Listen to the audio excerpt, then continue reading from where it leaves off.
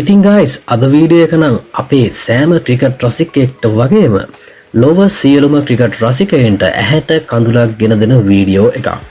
මොකද කිව්වොතින් ශ්‍රී ලංකාව බිහිකර ඉතා සුවිශේෂී ක්‍රිකට් ක්‍රීඩකයෙකු වූ කුමාර් සංගක්කාරගේ පියාවන SK සංගක්කාර නම් වූ ඒ දැවැන්ත වෘක්ෂය පසුගිය දින අප අතරින් සදහටම සමුගෙන යාම නිසාය.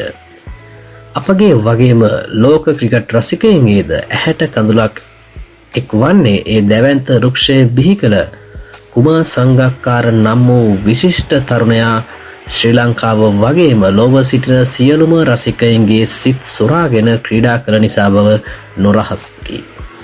ඒකට හේතුව කුමාර් සංගක්කාර තුළ වූ ක්‍රිකට් මහත්මා ගුණය කීවොත් මම නිවැරදි.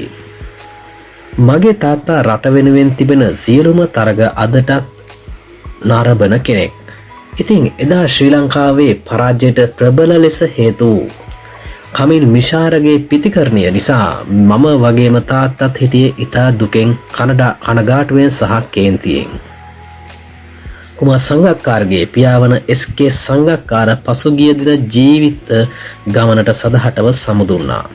ඉතින් අවමංගල්‍ය උත්සවය අතරතුර කමිල්ට සිදු අකරතැබ්බය ගැනද සමාජ මාධ්‍ය තුල කතා බහට ලක් වුණා. කාරණාව නම් ඒ මළගෙදරට ගිහින් ඔහුට දෝෂාරෝපණ එල්ලවීමත් සමග ආපසු පැමිණීම නිසාවෙන්. ඉතින් SK සංගක්කාර කියන්නේ වෘත්තියෙන් නීතිඥවරයෙක්. මහනුවර නගරයේ ජ්‍යෙෂ්ඨ නීතිඥවරයෙකු ඒ මහතා ක්‍රිකට් ක්‍රීඩාව සමග සමීප සම්බන්ධතාවයක් සහ ප්‍රදේශයේ සියලුම ජනතාව සමග ඉතා සුහදව කටයුතු කරමින් සිටි මහතෙකි.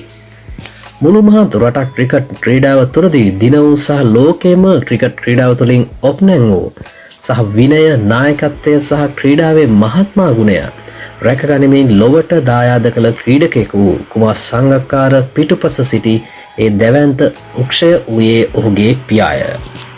සංගා කියන්නේ ක්‍රිකට් ක්‍රීඩාව තුළ මහත්මයෙකි. ඒ මහත්මයා දායාද කළ SK සංගක්කාර වන සංගාගේ පියා පසුගිය දින මහනුවර ශික්ෂණ රෝහලට ඇතුළත් කර ප්‍රතිකාර ගනිමින් සිටියදී අප අතරින් සදහටම සමුගත්තා. සංගාගේ පියාගේ වියෝව ආරංචි වූ දෙස් විදෙස් සුපිරි ක්‍රීඩකයින් ශෝකයද පළ කර තිබුණා.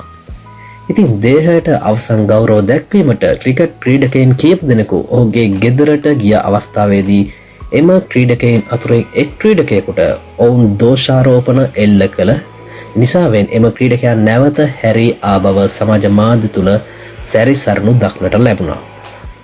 අනතුරුව ඔහු පවසා සිටියේ ඔහුගේ කේන්තිය සාධාරණ බවත් සිත් තැවුලෙන් සිටින බව නිසා වෙනුත් නැවත හැරී ගෙදර ආ බවයි. ඉතින් සංගාගේ පියා අප අතරින් සමුගෙන ගියත් සදා කල්ම අපගේ මතකයේ රැඳෙනු නොඅනුමානයි.